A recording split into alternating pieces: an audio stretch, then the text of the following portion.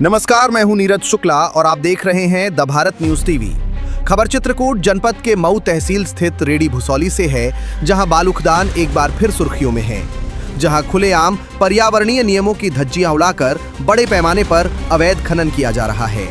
हालात इतने गंभीर हैं कि खनन माफिया भारी मशीनों से नदी की धारा तक को बदलने में जुटे हैं और दिन रात लाल सोना यानी बालू का बेरोक टोक दोहन जारी है।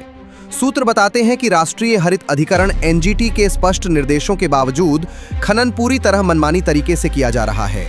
नियमों के मुताबिक नदी की सतह, गहराई और किनारों से तय दूरी का पालन जरूरी है, लेकिन यहां इन सभी मानकों को नजरअंदाज कर जेसीबी और पोकलैंड मशीनें धड़ल्ले से चलाई जा रही हैं। स्थानीय ग्रामीणों में भारी आक्रोश है। उनका आरोप है कि इस पूरे खेल में खनिज विभाग और प्रशासन के कुछ जिम्मेदार अधिकारियों की मिलीभगत के बिना इतना बड़ा अवैध कारोबार संभव नहीं है।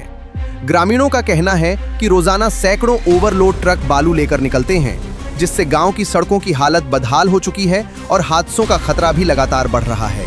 पर्यावरण विशेषज्ञ चेतावनी दे रहे हैं कि इस तरह का अंधाधुंध खनन न सिर्फ नदियों के अस्तित्व को खत्म कर देगा, बल्कि आने वाले समय में जल संकट, भूख क्षरण और जैव विविधता पर भी गहरा असर डालेगा।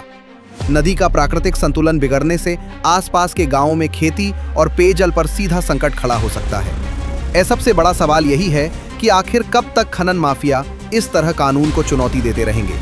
क्या प्रशासन सिर्फ कागजों में कार्रवाई करता रहेगा या फिर जमीनी स्तर पर सख्त कदम उठाकर इस अवैध खनन पर लगाम लगाएगा? अब निगाहें प्रशासन की अगली कार्रवाई पर टिकी हैं। क्या होगी बड़ी कार्रवाई या फिर यूं ही जारी रहेगी प्राकृतिक संसाधनों की लूट? The Bharat news TV bureau chief Buddha Narayan Vishwakarma, Chitrakoot.